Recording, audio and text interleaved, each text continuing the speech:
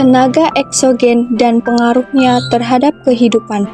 Proses pembentukan muka bumi oleh tenaga eksogen antara lain yang pertama pelapukan. Pelapukan batuan adalah proses perombakan batuan menjadi bagian-bagian yang lebih kecil karena faktor sinar matahari, air, gletser, reaksi kimia, dan kegiatan organisme. Pelapukan dibedakan menjadi 3 jenis, yaitu pelapukan mekanik, pelapukan kimiawi, dan pelapukan organik. Pengertian pelapukan mekanik atau fisik. Perombakan batuan menjadi bagian yang lebih kecil, tetapi tidak mengubah unsur kimia batuan tersebut. Faktor-faktor yang menyebabkan pelapukan mekanik. 1. Perubahan suhu secara tiba-tiba. 2. Pembekuan air menjadi es pada celah batuan. 3. Pergerakan air. 4. Pergerakan laut. 5. Gletser. Selanjutnya, pengertian pelapukan organik adalah perombakan batuan dengan batuan organisme dan tumbuhan. Hal-hal yang mempengaruhinya yaitu A. Penjalaran akar tumbuhan. B. Binatang-binatang kecil. C. Perusakan batuan oleh aktivitas manusia. Selanjutnya ada pengertian pelapukan kimiawi, yaitu perombakan batuan yang menyebabkan perubahan susunan kimia pada batuan tersebut. Pelapukan ini terdiri atas proses A. Oksidasi, yaitu proses ketika reaksi kimia terjadi antara mineral batuan dan oksigen.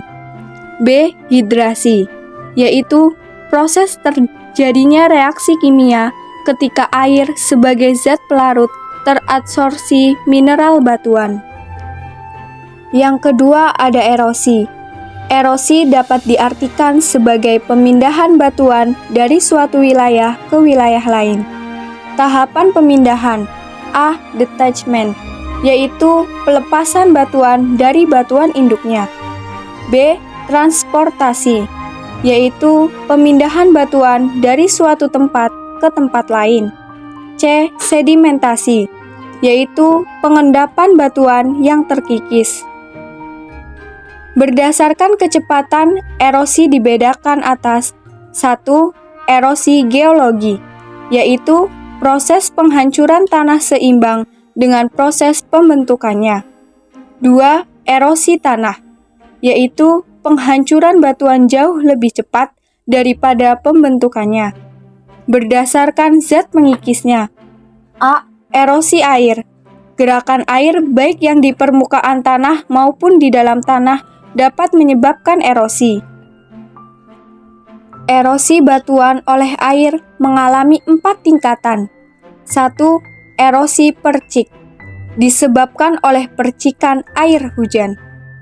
2. Erosi lembar, lapisan paling atas tanah yang terdiri atas bahan humus hilang terkikis oleh air. Ciri-ciri tanah yang mengalami hal ini yaitu air yang mengalir berwarna keruh hingga coklat. Warna tanah pucat karena hilangnya humus. Tingkat kesuburan rendah. 3. Erosi alur. 4. Erosi parit. B. Erosi angin, terjadi di wilayah gurun yang memiliki iklim kering. C. Erosi gelombang laut atau abrasi. Abrasi adalah pengikisan batuan oleh gelombang laut. Faktor yang menyebabkan abrasi: 1. Kekerasan batuan. 2. Gelombang laut. 3. Kedalaman laut. 4. Jumlah material kerikil dan pasir yang dibawa oleh gelombang laut. D. Erosi glosial. Erosi glosial disebabkan adanya gletser. Berikutnya, sedimentasi glasial.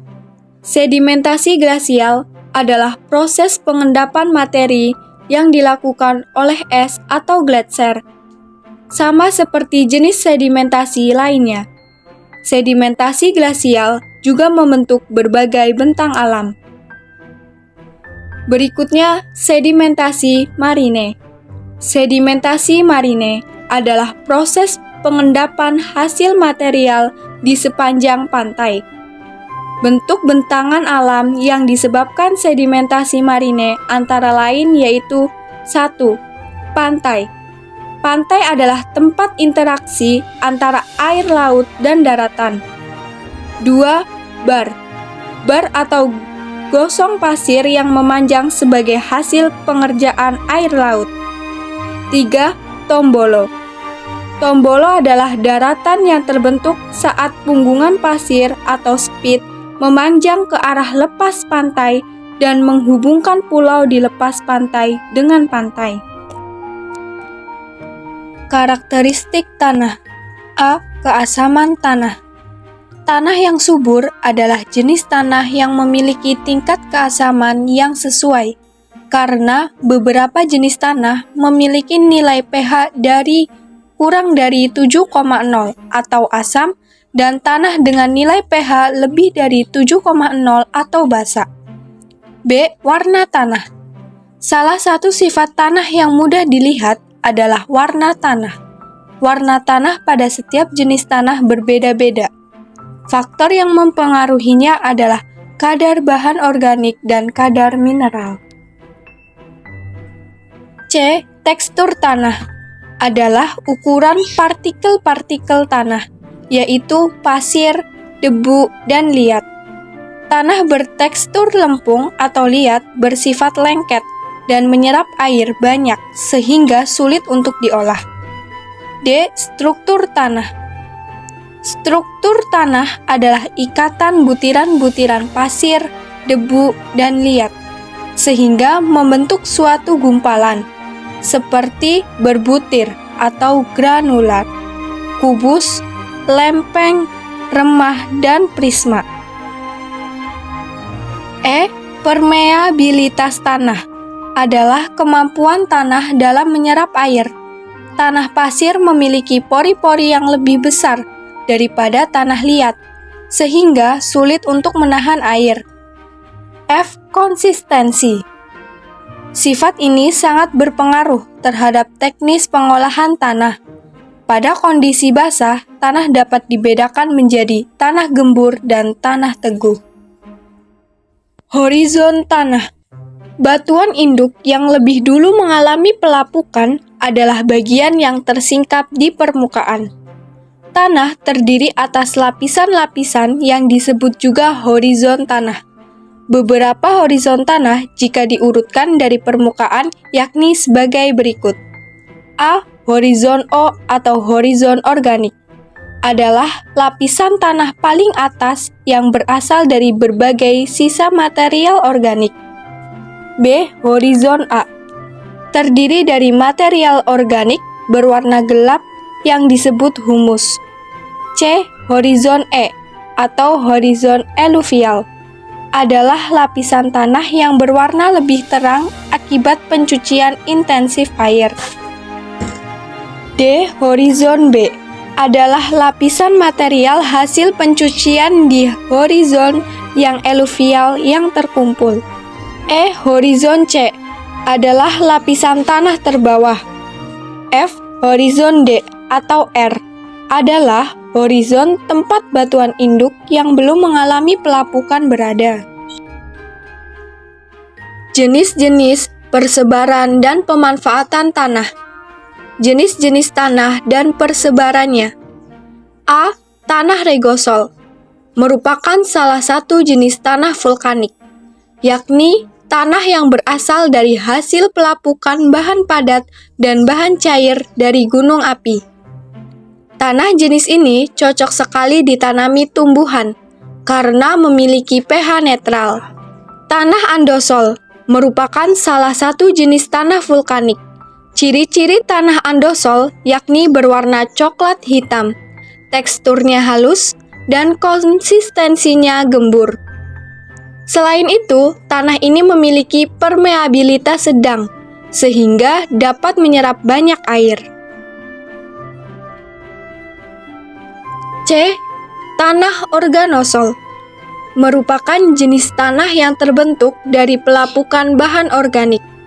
Tanah organosol memiliki warna yang beragam, mulai dari coklat hingga hitam.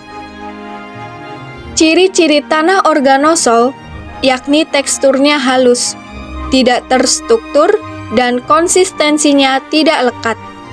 Jenis tanah ini tidak cocok untuk ditanami berbagai tumbuhan. D. Tanah aluvial merupakan jenis tanah sedimen yang terbentuk dari batuan. E. Tanah potsol merupakan salah satu jenis tanah kuarsa, yakni jenis tanah yang berasal dari sedimen kuarsa. Ciri-ciri tanah potsol antara lain berwarna kuning keabuan, konsistensinya lekat, dan strukturnya gumpal. Tanah potsol memiliki tingkat pH rendah, sehingga tingkat kesuburannya pun rendah. F. Tanah potsolik. Merah kuning juga termasuk jenis tanah kuarsa. Ciri-ciri tanah potsolik antara lain strukturnya gumpal, kandungan kuarsa tinggi, dan konsistensinya lekat. Tingkat pH-nya pun rendah, sehingga tingkat kesuburannya rendah. G. Grumosol merupakan jenis tanah yang berasal dari pelapukan batuan, kars, dan vulkanik. Ciri-ciri tanah grumosol antara lain memiliki warna coklat hingga kehitaman. Teksturnya halus, konsistensinya lekat pada saat basah dan retak pada saat kering. Tanah grumosol memiliki dua lapisan. Lapisan atas memiliki struktur granular, sedangkan lapisan bawah memiliki struktur gumpal. Tanah grumosol dapat ditemukan di wilayah dengan curah hujan rendah. H. Mediteran merah kuning juga berasal dari pelapukan batuan kars dan vulkanik. Ciri-ciri tanah ini antara lain berwarna coklat atau putih, mempunyai horizon B argilik, teksturnya halus, dan struktur gumpal. Sementara itu, untuk tingkat konsistensinya lekat dan memiliki pH basa. I. Litosol merupakan jenis tanah yang terbentuk dari pelapukan yang intensitasnya rendah. Ciri-ciri tanah litosol antara lain warnanya coklat, struktur remah, volumenya dangkal, dan teksturnya yang beragam. J. Latosol merupakan jenis tanah yang terbentuk dari pelapukan yang intensitasnya tinggi. Ciri-ciri tanah latosol antara lain berwarna coklat merah, memiliki horizon, volumenya dalam, dan teksturnya lempung. Pemanfaatan tanah. Manfaat tanah dalam kehidupan sehari-hari. A. Menyediakan unsur hara. B. Menyediakan bahan makanan mikroorganisme. C. Menyediakan tempat aktivitas bagi makhluk hidup. D. Menjadi bahan baku produksi, seperti tanah lempung atau gerabah. E. Sebagai sumber mata air. F. Menyimpan mineral. G. Sumber pendapatan, seperti menjadi lahan pertanian ataupun jual beli tanah. H. Material bahan bangunan. I. Menjaga keseimbangan lingkungan karena dapat menyerap air agar tidak terjadi banjir. J. Menjadi tanggul alam. Perubahan tanah. Sifat fisik tanah adalah sifat yang dapat dilihat atau diamati secara langsung, seperti tekstur tanah, struktur tanah, konsistensi tanah, warna tanah, suhu tanah, unsur hara, dan pH tanah. Pemanfaatan dan konservasi tanah. 1. Pemanfaatan tanah. Manfaat tanah bagi makhluk hidup antara lain: tanah sebagai lahan pertanian, tanah sebagai habitat hewan yang hidup di tanah, tanah untuk bahan baku karya seni dan peralatan rumah tangga. 2. Perubahan tanah. Tanah termasuk material yang mudah mengalami perubahan atau kerusakan, seperti penurunan tingkat kesuburan tanah, Penurunan tingkat kesuburan. 3. Upaya konservasi tanah. Upaya konservasi tanah. Konservasi tanah dapat dilakukan dengan cara sebagai berikut. Mengurangi besar energi perusak, yaitu air hujan dan aliran permukaan air. Meningkatkan ketahanan agregat tanah terhadap siraman air hujan dan kikisan dari aliran permukaan. Memperbaiki perlindungan tanah. Faktor-faktor yang mempengaruhi kerusakan tanah. 1. Erosi. Erosi adalah proses pengikisan tanah. Proses erosi terjadi ketika air hujan yang jatuh ke permukaan tanah menimbulkan adanya gaya geser dan tekanan. Air tersebut akan menghancurkan agregat tanah, akan terpencar ke segala arah. 2. Perusakan hutan. Hutan yang rusak dapat mengurangi daya serap tanah dan mengurangi kemampuan tanah dalam menampung dan menahan air, sehingga tanah mudah tererosi. Perusakan hutan disebabkan oleh aktivitas penebangan secara liar. 3. Tanah longsor. Tanah longsor adalah turunnya tanah dan batuan ke bawah bukit, atau peristiwa tanah longsor dapat terjadi apabila air yang meresap ke dalam tanah menyebabkan bobot tanah bertambah, kemudian menembus sampai ke bidang gelincir, hingga menyebabkannya bergerak keluar lereng. Apabila gaya pendorong pada lereng lebih besar daripada gaya penahan, maka terjadilah longsor. 4. Air hujan.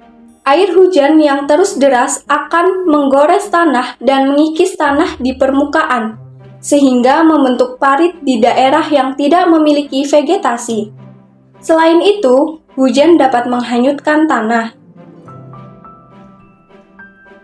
5. Kehilangan unsur hara dan bahan organik. Unsur hara mempengaruhi kesuburan tanah. Faktor yang menyebabkan penurunan unsur hara antara lain alih guna hutan menjadi tanaman semusim, penggunaan pupuk kimia secara terus-menerus, bencana alam dan bekas pertambangan. 6. Proses penjenuhan tanah oleh air. Penjenuhan tanah adalah proses penggenangan tanah. 3. Upaya konservasi tanah. Upaya konservasi tanah. Konservasi tanah dapat dilakukan dengan cara sebagai berikut. Mengurangi besar energi perusak, yaitu air hujan dan aliran permukaan air. Meningkatkan ketahanan agregat tanah terhadap siraman air hujan dan kikisan dari aliran permukaan. Memperbaiki perlindungan tanah.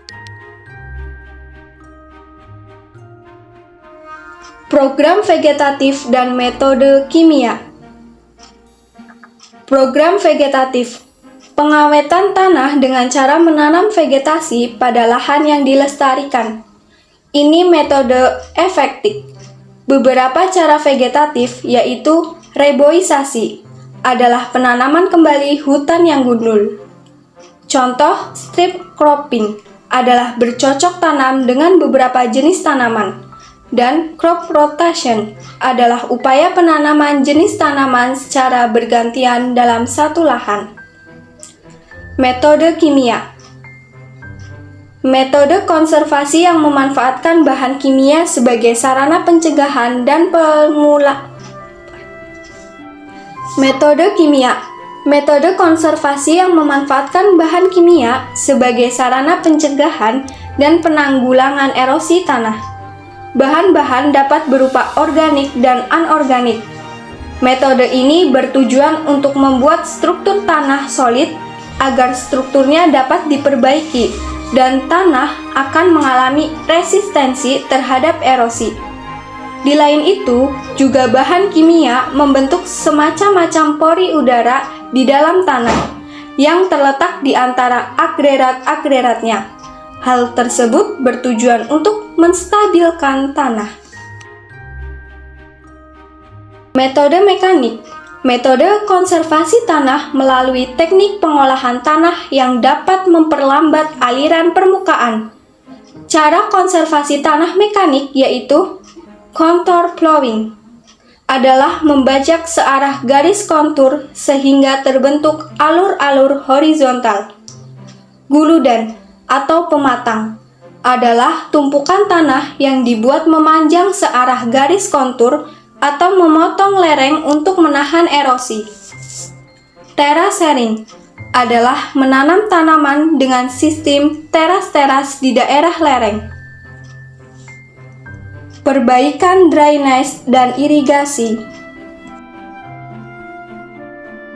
Lembaga yang menyediakan dan memanfaatkan data geologi antara lain berkaitan dengan jenis dan sebaran batuan, struktur, morfologi, dan kemiringan lereng, kerentanan tanah, dan runtunan variasi batuan.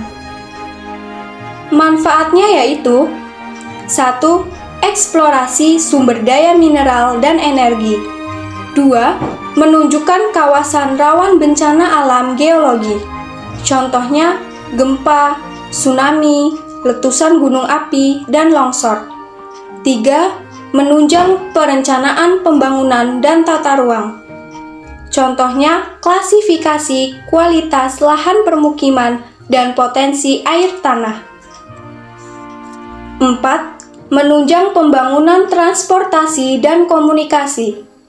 Contohnya, rancangan jaringan jalan, listrik, pipa, dan jaringan kabel telepon. Data geologi dimanfaatkan oleh kementerian dan lembaga nasional. Lembaga yang menyediakan data geologi adalah LAPAN, Lembaga Penerbangan dan Antariksa Nasional, BIG, Badan Informasi Geospasial, Bappenas, Badan Perencanaan Pembangunan Nasional.